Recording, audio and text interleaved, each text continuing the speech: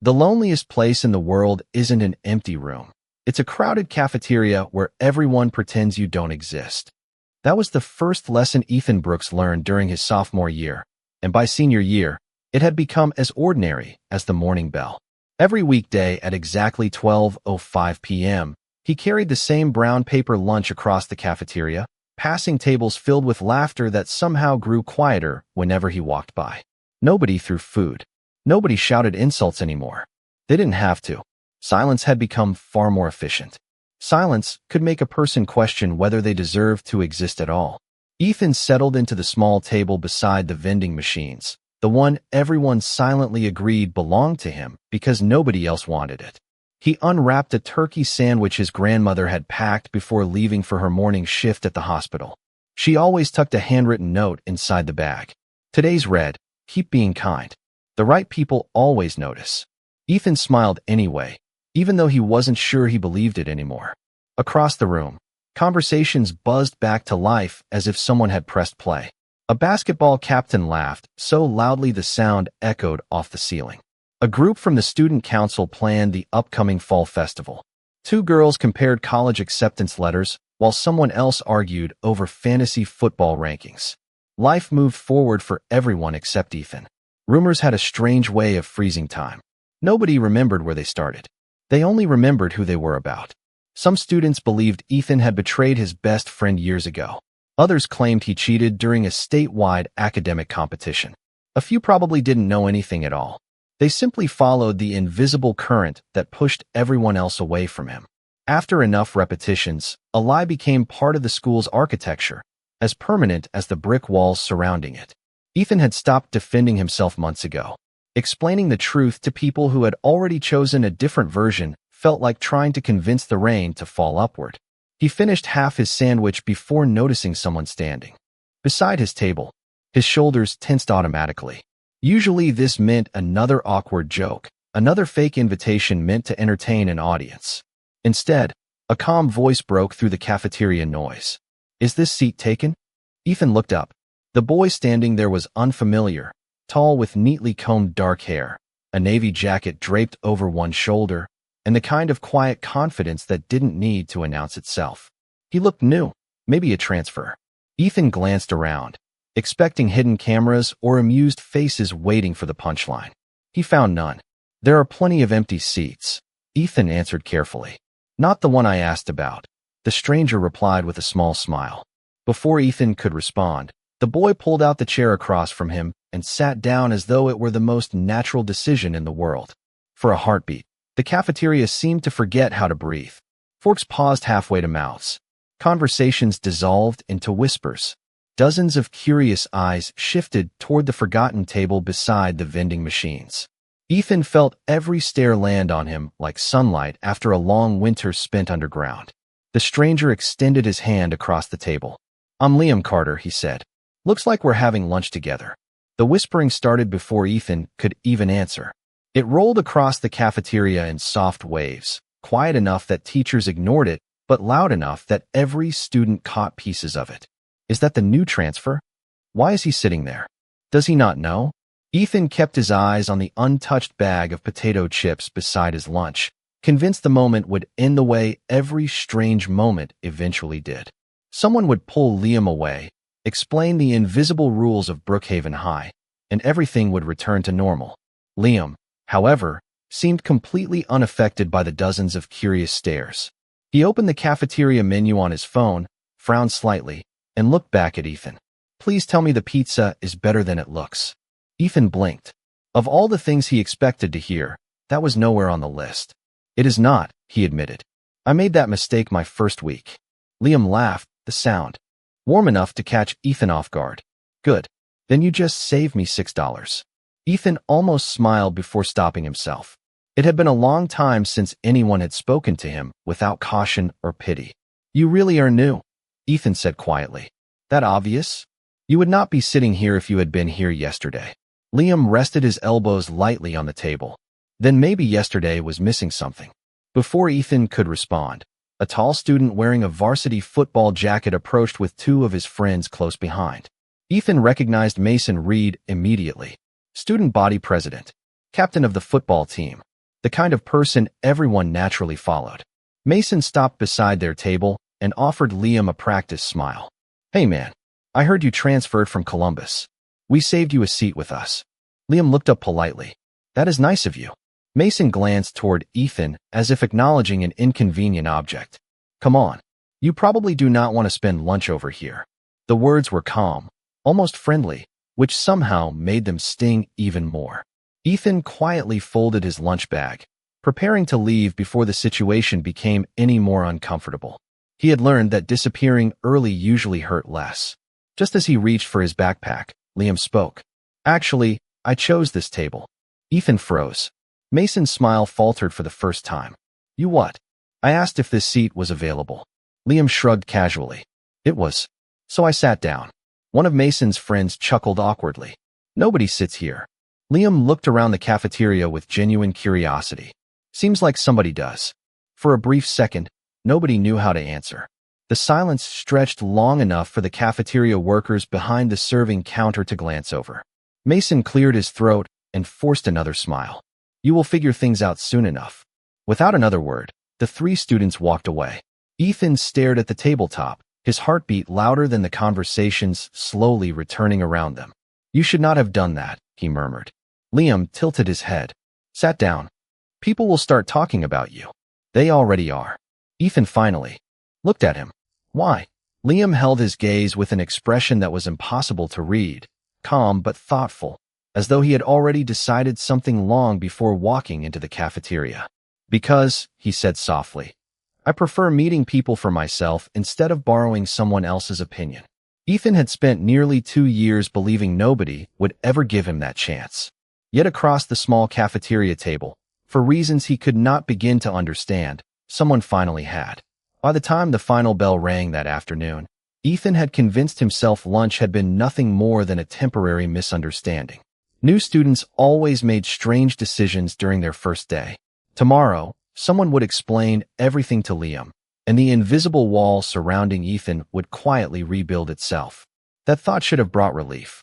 Instead, it left an unexpected heaviness in his chest. He had forgotten how quickly hope could become dangerous. The hallway outside American history buzzed with students rushing between classes, locker doors slamming shut, conversations blending into a familiar rhythm. Ethan kept his head down as usual, weaving through the crowd without expecting anyone to notice him. Then he heard footsteps matching his pace. "You walk fast," Liam said beside him, balancing a history textbook under one arm. Ethan nearly stopped in surprise. "You do not have to keep following me." "I am not following you." Liam smiled lightly. "We are both walking to the same classroom." Ethan frowned. "How do you know that?" Liam held up his printed schedule. "Because I finally learned how to read this thing." Ethan glanced at the paper and realized they did share fourth period. He had simply never looked closely enough during attendance to notice the new name. They entered the classroom together, and the room grew noticeably quieter. Mrs. Alvarez looked up from arranging papers on her desk. "Perfect timing," she said warmly. "Today we are starting our semester research project. You will work with one partner until finals." A wave of excitement spread across the room. Friends immediately exchanged hopeful glances while others turned in their seats. Before instructions had even finished, Ethan felt the familiar knot tighten in his stomach. Group projects always ended the same way. Someone reluctantly accepted him after everyone else had already found a partner. Mrs. Alvarez smiled at the class. "Since we have a new student, I will let Mr. Carter choose first." Every eye shifted toward Liam. Several students straightened in their chairs. Mason even gave him an encouraging nod from across the room. Liam scanned the classroom slowly. His expression remained calm, thoughtful, almost curious. Then he stood, picked up his notebook, and walked directly toward the last row. Ethan looked behind himself, assuming Liam wanted someone else. There was nobody there. Liam placed his notebook on the empty desk beside Ethan. "I think we will make a good team," he said simply. The room fell completely silent. Mrs. Alvarez blinked once before writing their names together on the board. Somewhere near the windows, someone whispered, "He actually chose him." Another voice answered, "Does he seriously not know?" Ethan could feel dozens of eyes studying the back of his neck. His face grew warm. "You can still change your mind," he whispered without looking up. "Mrs. Alvarez will understand." Liam pulled out his chair and sat down. Why would I? Ethan struggled to find an answer. Because everyone else would. Because nobody stayed beside him once they heard the stories. Because experience had taught him that kindness usually came with an expiration date. Instead, he quietly said, "Working with me will make your life harder." Liam opened his notebook, wrote Ethan Brooks across the top of a blank page, then looked over with the same steady expression he had worn in the cafeteria. "Maybe," he replied. "Or maybe everyone else is wrong." Ethan stared at the neat handwriting on the page, unable to remember the last time someone had written his name as though it belonged there. For the first time in years, the future felt slightly less predictable, and somehow that frightened him more than being alone ever had. The next few days settled into a rhythm that felt almost unreal. Every morning, Ethan arrived 10 minutes early, hoping to avoid curious stares, only to find Liam already waiting outside American history with 2 coffees in his hands. One always had Ethan's name written across the cup in careful block letters. "I guessed hot chocolate the first day," Liam admitted with an embarrassed smile after handing him the drink. "The cafeteria cashier corrected me. She said you always order caramel coffee on Fridays." Ethan stared at the cup for a long moment. Someone had noticed something as ordinary as his Friday drink. It should not have mattered. Somehow it did. Their research project quickly became the least interesting part of working together. They spent afternoons in the library comparing notes, laughing quietly whenever old encyclopedias released tiny clouds of dust, and debating which historical inventions had changed everyday life the most. Liam had a habit of asking questions that nobody else ever asked. Not about the rumors. Never about the whispers. Instead, he wanted to know Ethan's favorite national park, why he always carried the same blue notebook, and whether he preferred sunrise or sunset.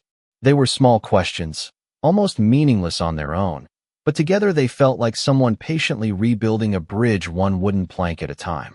Even so, Ethan never stopped waiting for everything to fall apart. Every time another student glanced their way, he instinctively stepped back. Every time laughter echoed down the hallway, he assumed it was about him. Years of quiet rejection had rewired his instincts. Hope still felt less believable than disappointment. One rainy afternoon, they left the library just as the final bell echoed through the building. Students hurried toward the parking lot beneath umbrellas while others sprinted through the drizzle, laughing as their sneakers splashed through shallow puddles. Ethan and Liam paused beneath the front entrance awning, watching sheets of rain blur the football field across the street. "My grandmother is working late," Ethan said. "I usually walk home." Liam looked toward the gray sky. "That is almost a mile." 9/10 of a mile, Ethan corrected automatically. Liam smiled. "You actually measured it." Ethan shrugged. "It helps when you are trying to figure out whether you can outrun the weather." Before either of them could step into the rain, Mason Reed and several classmates crossed the parking lot. Mason slowed just enough to look directly at Liam. "Still hanging around with him?" he asked casually. "You are making high school a lot harder than it has to be." Ethan lowered his eyes, already preparing for Liam to stay silent. That was what most people did when conversations became inconvenient. Liam simply answered, "Not really." Mason folded his arms. "You do not even know who he is." Liam nodded once. "I know he shows up on time, works harder than anyone in class, returns library books before they are due, and says thank you to every cafeteria employee. That is more than enough to start with." The parking lot grew strangely quiet despite the steady rain tapping against the pavement. Mason studied Liam for another second before shaking his head and walking away without another word. Ethan remained frozen beneath the awning. "Why do you keep doing that?" he asked softly after the others disappeared. Liam looked genuinely confused. "Doing what?" "Giving people reasons to turn against you." Liam watched the rain for a moment before answering. Standing next to someone should never require an apology. Ethan felt something shift inside him, small enough to escape notice, but real enough that he could not ignore it. For years he had believed kindness always came with conditions.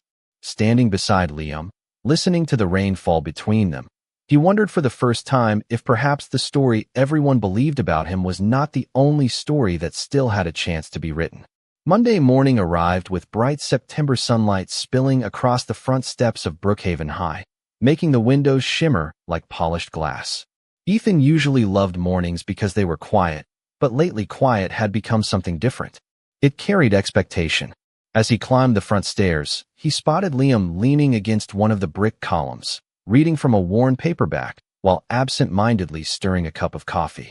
The moment Liam noticed him, he closed the book with one finger, marking the page. "Good morning," he said, smiling as though they had been meeting like this for years. Ethan returned the smile before he even realized he was doing it. The expression disappeared almost as quickly, replaced by surprise at himself. Somewhere along the way, seeing Liam had become the easiest part of his day. Their history presentation was due in less than 2 weeks, so they spent every free period collecting sources, comparing timelines, and filling Ethan's blue notebook with careful handwriting. Liam's notes were neat but practical. Ethan's pages were filled with tiny sketches in the margins whenever he paused to think. During one study session, Liam noticed a detailed drawing of an old oak tree tucked between paragraphs about early American industry. "You drew this?" he asked. Ethan looked embarrassed. "It is nothing." Liam studied the page for another moment. "It does not look like nothing." Ethan hesitated before answering. "My dad used to take me to a park outside Columbus every fall. There was a tree that looked like this." Liam nodded thoughtfully. "You still remember every branch." Ethan closed the notebook a little too quickly. Some memories stay even when you wish they would not. Liam did not ask another question. He simply respected the silence, and somehow that kindness felt louder than curiosity ever could. Later that afternoon, while searching for another reference book in the library archives, Liam accidentally pulled a thin yearbook from a shelf instead of the history volume he wanted. It slipped open as it landed on the table. Ethan reached to close it immediately, but Liam's eyes caught a familiar photograph first. There was Ethan, smiling beside another boy with dark blonde hair, both wearing medals from the statewide academic competition 3 years earlier. The caption beneath the picture read, "Ethan Brooks and Noah Bennett, first-place team champions." Liam looked from the photograph to Ethan. "You won state." Ethan quietly took the yearbook and closed it. "A long time ago. Why does nobody ever talk about it?" Ethan traced the worn edge of the cover with his thumb. His voice was almost too soft to hear. "Because they only." "Remember what happened afterward?" Before Liam could ask what that meant, the librarian called from across the room that the archive section would be closing early for inventory. Ethan slipped the yearbook back onto the shelf with practiced care, as though returning something fragile that no longer belonged to him. On the walk home, neither of them spoke much. Leaves drifted across the sidewalk, carried by a cool breeze that hinted autumn was finally arriving. Liam kept replaying the photograph in his mind. A championship medal. A genuine smile. A partner named Noah Bennett. None of it matched the version of Ethan everyone else seemed to believe. Rumors usually grew from a seed of truth, but this story felt different, as though someone had carefully removed entire chapters before handing the book to everyone else. As they reached the corner where their paths separated, Liam glanced back at Ethan, who offered a small wave before continuing alone beneath rows of golden maple trees. For the first time since transferring to Brookhaven High, Liam realized he was no longer wondering whether the rumors were false. He was wondering who had worked so hard to make sure they survived. The whispers changed before the week was over. They were no longer about Ethan alone. Now they followed Liam through the hallways, the cafeteria, and even the parking lot after school. Ethan noticed at first when 2 students stopped talking the moment Liam approached the water fountain. Another afternoon, a group from the debate club quietly moved to another table after Liam sat down in the library. Nobody said anything directly. They simply created a little more distance every day. It was the same invisible wall Ethan had lived inside for years. Only now someone else had been pushed against it too. "You do not have to keep sitting with me," Ethan said one afternoon while they organized note cards for their history presentation. "Nobody is forcing you." Liam continued arranging the cards into neat stacks without looking up. "You have mentioned that before." "Because it keeps getting worse." "For who?" Ethan hesitated. "For you." Liam finally looked at him, his expression calm as always. "It seems manageable." Ethan wanted to argue, but the words refused to come. How could he explain that loneliness never arrived all at once? It appeared one empty chair at a time, one unanswered greeting after another, until someday you realized silence knew your name better than anyone else did. Friday afternoon brought the annual fall activities fair to the school gymnasium. Student clubs filled colorful booths with handmade posters, bowls of candy, and sign-up sheets for new members. The room buzzed with cheerful conversations beneath strings of orange and gold decorations. Ethan almost skipped the event entirely, but Mrs. Alvarez required every history student to gather interview material from the local history club for extra credit. He planned to collect one brochure and leave unnoticed. Instead, he found Liam waiting near the entrance with 2 visitor maps already folded in his hand. "I figured we could finish the assignment together," Liam said. Ethan accepted the map with a quiet thank you, though a nervous feeling settled in his stomach the moment they stepped inside. People noticed. They always noticed now. As they approached the history club table, Mason Reed intercepted them with several student council members standing nearby. His smile looked polished enough for campaign posters, but his eyes carried a different message. "Liam," Mason said pleasantly. "Can we talk for a minute?" Liam nodded. "Sure." Mason glanced toward Ethan. "Alone?" Ethan immediately stepped back. "It is okay," he murmured. "I will wait over there." Before he could take another step, Liam answered first. "Anything you want to say can be said here."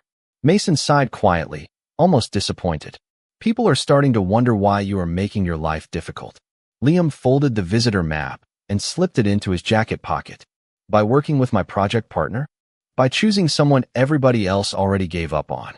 The words hung in the air between them. Several nearby conversations slowed as students pretended not to listen. Ethan lowered his eyes, wishing he could disappear into the polished gym floor. Liam remained perfectly still. When he finally spoke, his voice was steady, enough that nobody needed to lean closer to hear him. "Maybe that is the problem." Mason frowned. "What do you mean?" Liam glanced toward Ethan before answering. "Everyone keeps talking about giving up on him like it was the reasonable thing to do. Has anyone stopped to ask whether they were wrong?" A heavy silence settled over the gym. Mason searched for a response, but found none. After a long moment, he simply shook his head and walked away with the others following behind. Ethan stared after them, his chest tight with emotions he could not untangle. "Why do you keep defending me?" he asked once the crowd began moving again. Liam smiled, gentle but certain. "I am not defending you, Ethan." He picked up another history brochure and handed it over. "I am standing beside you. There is a difference." For the first time in years, Ethan realized he was no longer carrying the weight of every room by himself, and that single realization felt lighter than anything he had known in a very long time. The weekend passed with unusual quiet, but Monday morning brought an unexpected announcement. Mrs. Alvarez stood at the front of the classroom, holding a stack of presentation schedules. "Each research team will give a preview of their project this Friday," she said. "It is only 5 minutes, but every student must participate." A low groan rippled through the room. Ethan barely heard it. Speaking in front of classmates had never frightened him before the rumors. Now the thought alone made his stomach tighten. He knew exactly what would happen. The moment he stood in front of the room, people would stop listening to his words and start remembering stories that had nothing to do with the project. After class, Ethan quietly slipped his notebook into his backpack. "You should do most of the presentation," he told Liam without meeting his eyes. "You explain things better than I do." Liam closed his textbook. "That is not the real reason." Ethan forced a small laugh that fooled neither of them. "It kind of is." Liam waited. He had developed a habit of waiting instead of filling every silence with another question. Eventually, Ethan sighed. "The less people have to look at me, the easier everything is." They walked outside together beneath a sky so blue it almost looked painted. Autumn had settled over Brookhaven, covering the sidewalks with crisp red and gold leaves that drifted around their shoes whenever the wind picked up. They reached the small community park a few blocks from school, where benches overlooked a quiet pond surrounded by maple trees. Ethan sat first, resting his elbows on his knees. For several minutes, neither of them spoke. Ducks drifted lazily across the water, while children laughed somewhere beyond the playground. It was the kind of peaceful afternoon that made difficult conversations impossible to postpone. "Can I ask you something?" Liam said gently. Ethan nodded. "When was the last time somebody chose you before they knew what everyone else thought?" Ethan stared at the pond. The answer arrived immediately. "I do not remember." His voice cracked so softly, he almost pretended it had not happened. "People always choose the easier option." He picked up a fallen maple leaf and slowly turned it between his fingers. "At first I kept trying to explain myself. Then I started hoping somebody would ask what really happened. After a while," he smiled without happiness, "you stop waiting." Liam remained quiet. Ethan continued before he could lose the courage. The strange part is that I got used to it. Being ignored became normal. Walking alone became normal. Sitting by myself became normal.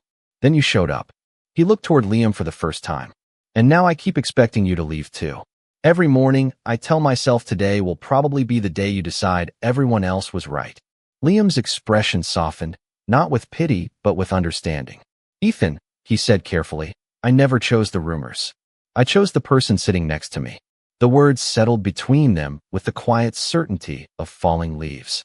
Ethan blinked several times, trying unsuccessfully to keep the emotion from reaching his eyes. He laughed once under his breath, embarrassed by his own reaction. You really believe that? Liam answered without hesitation. I have believed it since the first day you warned me to sit somewhere else. Ethan looked away as moisture blurred the colors of the trees surrounding the pond. For years he had convinced himself that being forgotten hurt less than being disappointed. Yet sitting beside Liam, listening to the breeze stir the branches overhead, he realized something far more frightening than loneliness had quietly entered his life. For the first time in years, he was beginning to believe someone might actually stay, and that hope felt both wonderfully warm and terrifyingly fragile. Friday arrived wrapped in crisp autumn air and nervous anticipation. The hallway outside American history felt unusually crowded as students gathered before the first round of project previews. Ethan stood near the classroom door, repeatedly checking the stack of note cards in his hands, even though he had already memorized every sentence. His fingers still trembled. Liam noticed and quietly took the cards before handing them back in a different order. Ethan frowned. You mixed them up. Liam smiled. No, I reminded you that you do not actually need them. Ethan let out a quiet breath that almost became a laugh. Somehow Liam always managed to interrupt his anxiety before it grew loud enough to drown everything else. When Mrs. Alvarez called their names, the room settled into silence. Ethan walked to the front beside Liam, every pair of eyes in the classroom following them. Months ago that attention would have felt impossible to survive. Today it simply felt heavy. Liam opened the presentation with calm confidence before stepping slightly to one side. The next section belongs to Ethan, he said. There was no hesitation in his voice, no attempt to rescue him from the moment. Only quiet trust. Ethan swallowed once and looked across the classroom. For a brief second, he saw the familiar faces that had spent years avoiding him. Then he noticed Liam standing only a few feet away, watching him with complete confidence, as though failure had never crossed his mind. Ethan began speaking. His voice was softer than Liam's at first, but it remained steady. He explained their research, answered questions about early transportation routes, and even smiled while describing an old railroad map they had restored for the project. Something unexpected happened during those 5 minutes.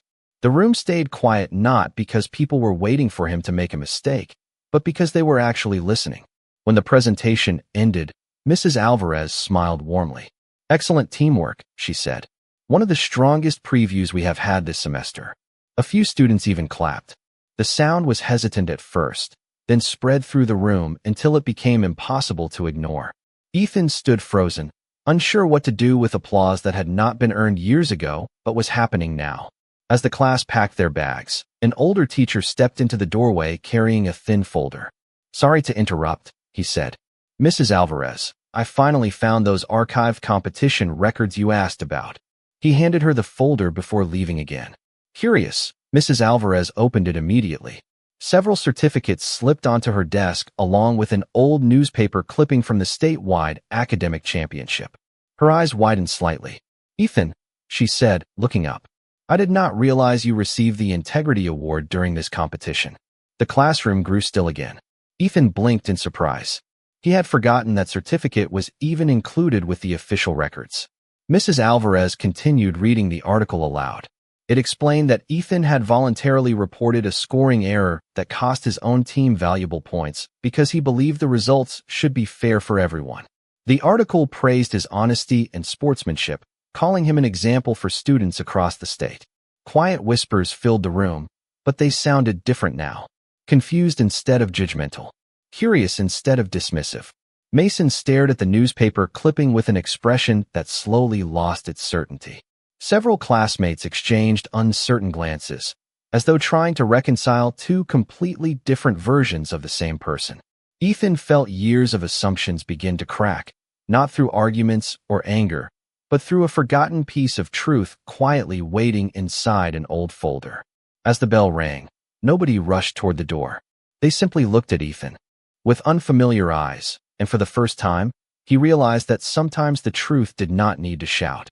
It only needed the chance to be heard. The following Monday felt different in ways Ethan could not immediately explain. The hallways were still crowded, lockers still slammed shut between classes, and the morning announcements still echoed through the speakers. But something subtle had shifted. Students no longer looked through him as though he were part of the background. Some offered small nods when they passed. Others simply smiled before continuing on their way. Nobody rushed to become his friend overnight, and strangely, Ethan preferred it that way. Real change was quieter than rumors. It arrived one honest moment at a time. During lunch, Ethan carried his paper bag toward the familiar table beside the vending machines out of pure habit. Halfway across the cafeteria, he stopped. Someone was already sitting there. Liam looked up from his history book and raised an eyebrow. "You are late," he said with a grin. Ethan laughed, the sound surprising even himself. It was 30 seconds. Still counts. Ethan sat down, unwrapped his sandwich, and noticed another folded note from his grandmother tucked inside the bag. He opened it carefully. It read, "The right people always notice. I told you so. Love, Grandma." He stared at the words before quietly smiling to himself. Across the cafeteria, Mason hesitated near the drink machines before walking over. Ethan instinctively prepared for another uncomfortable conversation, but Mason stopped a respectful distance away. "I owe you an apology," he said honestly. "I believe things I never bothered to verify. I should have asked instead of assuming." Ethan studied him for a long moment. There had been a time when hearing those words would have meant everything. Now they simply felt like another step forward. "Thank you," he replied. "I appreciate you saying that." Mason nodded once before walking away, leaving no dramatic speeches behind him, only a sincere acknowledgement that mistakes could be admitted as quietly as they had once been made. Later that afternoon, Ethan and Liam delivered the final version of their history project. Mrs. Alvarez congratulated them on receiving the highest score in the class and thanked them for showing what genuine teamwork looked like. As students filtered out into the warm autumn sunshine, Ethan and Liam walked side by side across the front lawn. Leaves drifted lazily from the maple trees, painting the sidewalks with shades of gold, crimson, and orange. Families waited in the parking lot. Buses rumbled toward the exit, and somewhere in the distance the marching band practiced for Friday night's football game. Ordinary sounds filled an ordinary afternoon, yet everything felt new. Ethan slowed near the front gate and looked toward Liam. "Can I tell you something?" Liam nodded. "Of course." Ethan smiled, not the careful smile he had worn to reassure other people, but the effortless one that finally reached his eyes. "For a long time I thought being accepted by everyone was the only thing that could make me happy." He glanced at the busy campus one last time before looking back at Liam. "I was wrong. I never needed everyone. I only needed one person willing to see who I really was." Liam smiled with the quiet warmth Ethan had come to recognize from the very first day they shared lunch. "I am glad I sat down." Ethan laughed softly. "Me too." They continued walking together beneath the canopy of autumn leaves, their footsteps keeping the same easy rhythm without either of them trying to match the other.